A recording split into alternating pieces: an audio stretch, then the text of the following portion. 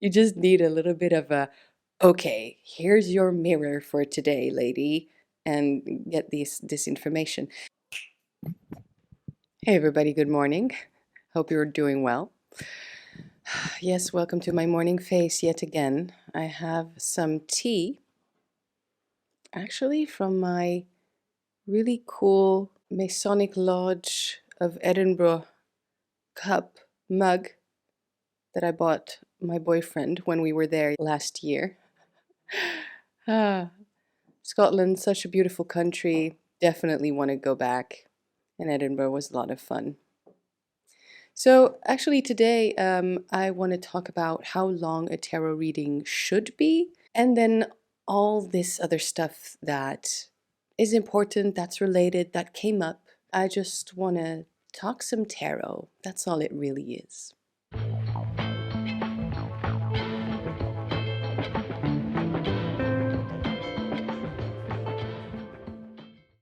So, how long should a tarot reading be? A spiritual practice for yourself, reading for other people, getting a reading from someone else that you don't know. There's a lot of variables in there, right?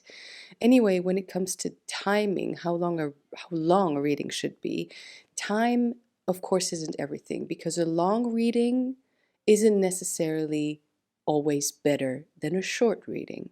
When we want to go in depth, though, we need more time, obviously. And that's regardless of how many cards there are on the table. You can do a reading, I'm pretty sure. You can read just one single card, and it just so happens to be the death card here laying on top of the top deck. You can do a reading of one single card for your entire life. You can read this card every single day of your life until it's the last one. And then maybe it will start making sense. I don't know. This already went really dark really quickly. What I'm trying to say is I often do readings with not a lot of cards on the table. Although I enjoy the bigger spreads and when we're just playing around with cards, actually really feeling the card slinger moment there, you know what I mean? Where it's just slinging cards and you have a lot of decks. You do a patchwork spread, for instance, and you switch out decks. That's a lot of fun. But at the store, I have one deck, the Rider-Waite-Smith Centennial one, that really tells a story, obviously. And I use that deck because we only have 15 minutes per client, usually. Of course, you're allowed to book 2 readings back to back, unless, of course, there's a big line of people waiting, because that's the idea of doing readings at the tarot store, at the esoteric store. It means that everybody gets a chance to have that experience of getting a spiritual consultation, whether it's cards, in my case, other consultants give Reiki or, you know, do something with the pendulum. There's a lot of different things going on there. But at the store, I am limited to 15 minutes, right? Sometimes 20, but usually 15. And I get quite a lot of clients a day, which I very much appreciate. It's always fun to meet a lot of people, help them along their current path. I stick to 3 cards for them. And sometimes I go through the cards so quickly because it's so clear and there's just no question. And yes, there's nuance, but it would be repeating the the message over and over again, because sometimes you get 3 cards, they're all different obviously, but they all scream the same damn thing. You know what I mean? So instead of repeating myself every time, I say let's pull another card, or let's pull 2 cards, or let's go more in depth on that specific one. You know, so it's very free still, but I do have that. I think it is important and nice to have that framework. Starting off with 3 cards when it's an open reading. That pretty much makes 50 minutes. For quick readings like that, 5 minutes a card-ish, plus the little, of course, talk and interaction with the person, because you don't want to be in monologue mode. That's pretty much it. That's an estimate. 5 minutes a card, 3 cards, 15 minutes. Back to the actual topic of this video, it's not about how much time we schedule in for a reading. It's about actually how invested we are when we interpret the card or several cards. So let me give you an example of the card I drew yesterday. Okay, so I have my latest edition Trionfi della Luna paradoxical classic here. This is the one that recently came out with all the extra faces. Third edition is what it is, and I have an unboxing review of it. I decided to keep this deck in this house because this is my partner's home, and so I have a couple of doubles decks I adore in here. So I have third edition Triomphe della Luna. My original deck is at my place and I travel with it.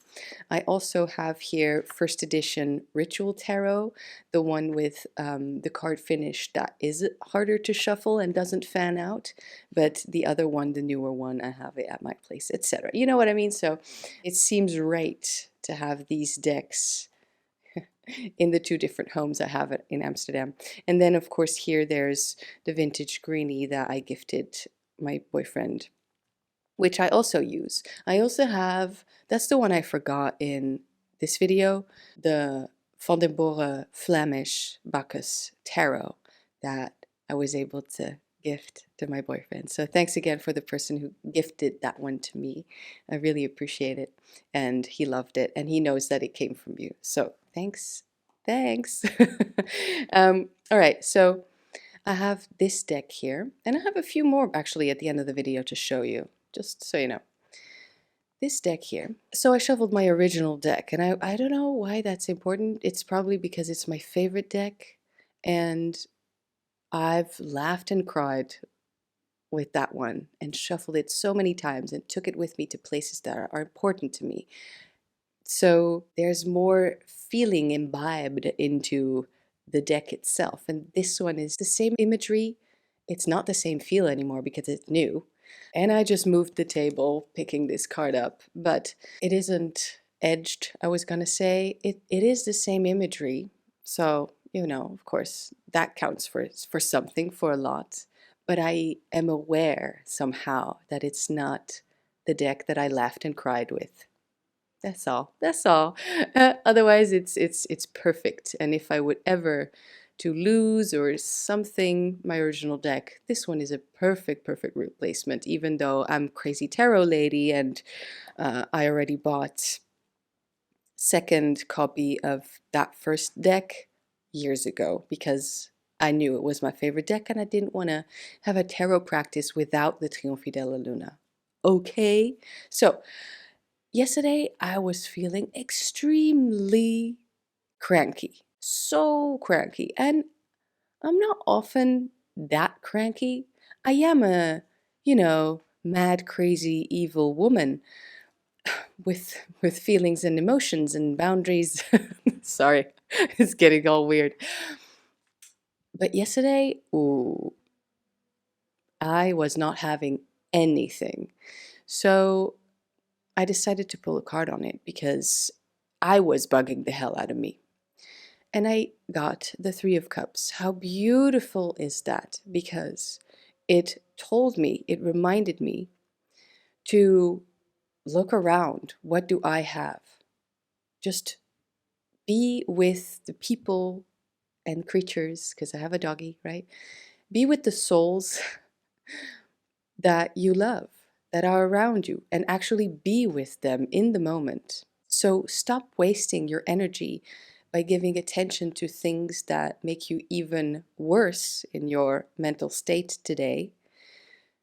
And go just take a step back and see what you have, what's right there. Because this is our little family, isn't it? This could be seen in traditional Marseille Pips readings as child pregnancy. Now, that's not going to be me, but we do have my partner and I, and then our little doggy. And that's our team, you know, that's our close, direct family. That's who we are. And it reminded me to just chill, basically, okay? To move back into the heart, the important things. Now, I guess I could have seen that in Pentacles suit as well, in Coin suit as well, but I got Cups, which I really liked because it emphasizes the relationship. Basically, it also took me to unselfish mode because I was being very selfish and acting, you know, not like the person I want to be, by being so impatient and so cranky and just so overall terrible all day long. I was really raging. I was in rage mode yesterday. So actually, rage mode is a pretty good moment to reach for the cards. just just because you just need a little bit of a, okay, here's your mirror for today, lady, and get this information. And it, yeah, it did. There's an eye in the middle. It opened up my perspective on it. Yeah, it meant that I was able to step out of myself and stop being so selfish and silly, and realize that it's not just about me. It's, I have people around me, you know. I want to have a good day every day. So I actually have some power there to make that happen. And it's certainly wasn't going to happen in rage mode. Sometimes rage mode can be really good.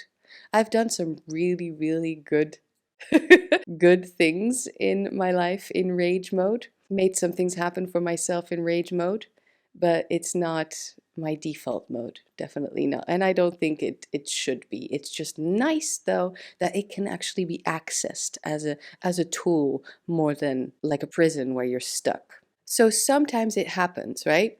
Where we are reading cards or reading a card for oneself more often than not, because for other people we tend to go the extra mile, dig a little deeper. But for reading cards for oneself, I'm talking now, it happens quite a lot where we just pull a card, don't even think words, we just feel the card. Nothing wrong with that, it's great. And then lay it down and just continue our day and not even really think about it, not really taking the time to go in depth. So it's more like a quick way, which I do a lot. It kind of helps, except that I realize it's too quick. Yes, there's definitely a middle ground. You know, we could honestly, with a tool as amazing as the tarot, we could read cards all day long and still discover new things about ourselves, about the cards.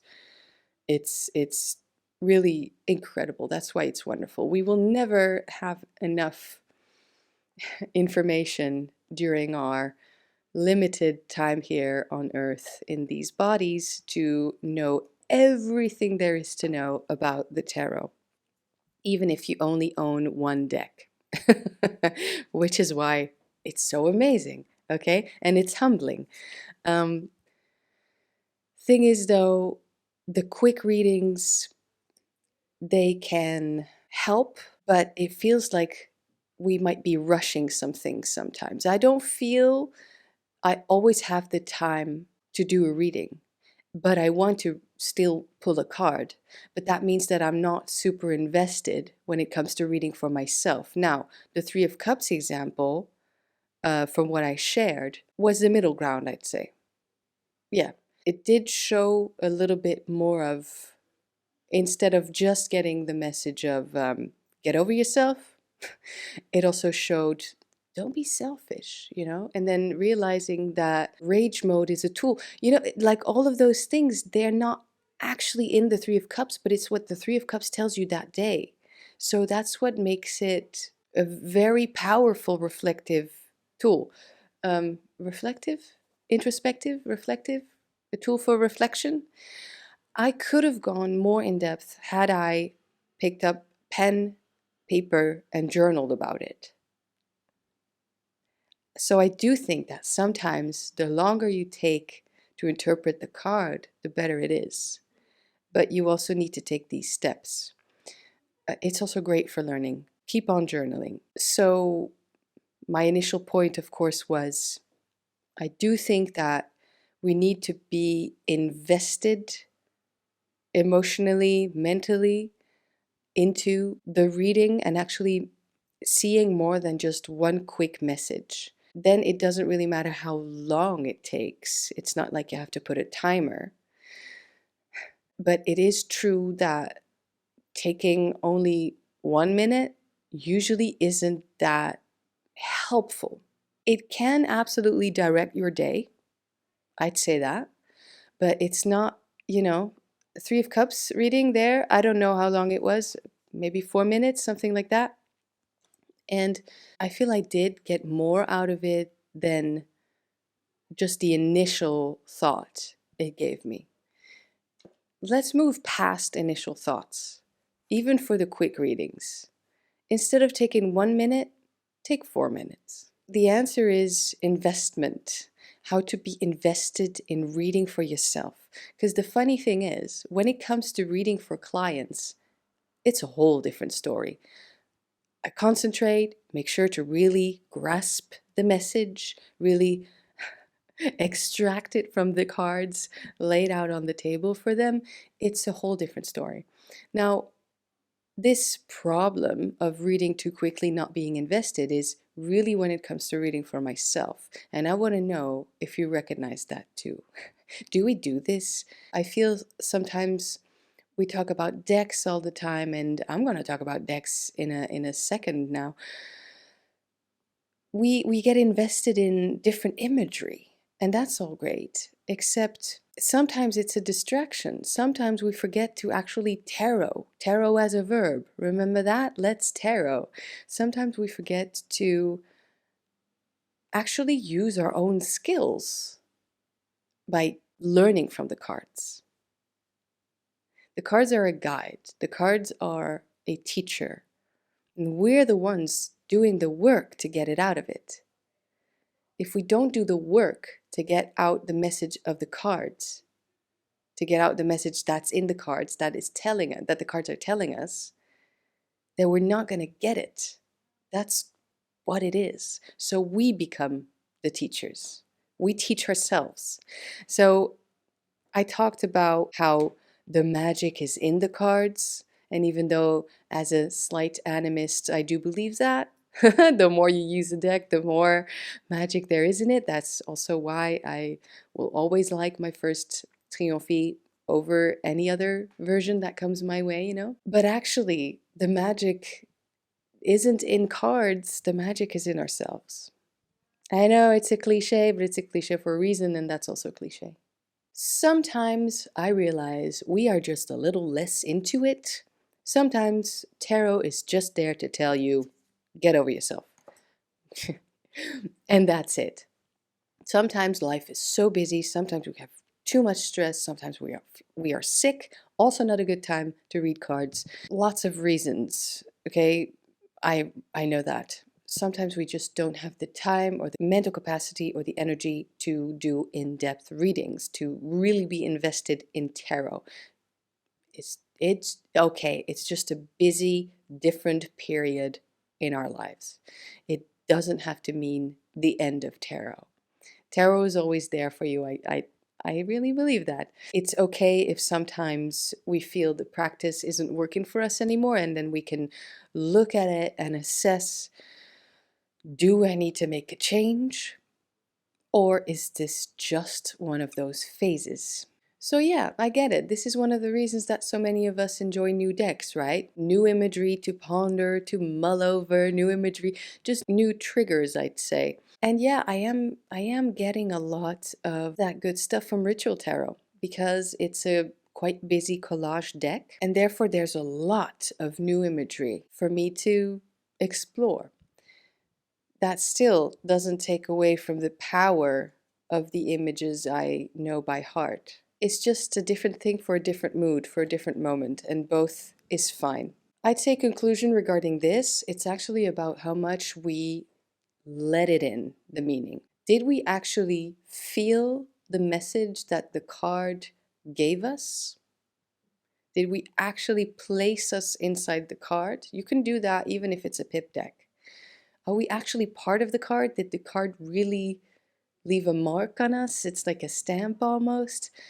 Did we really feel the message? Did we really think about the meaning that the card told us for the day, for that particular question or that particular moment? Any card can mean something completely new to you.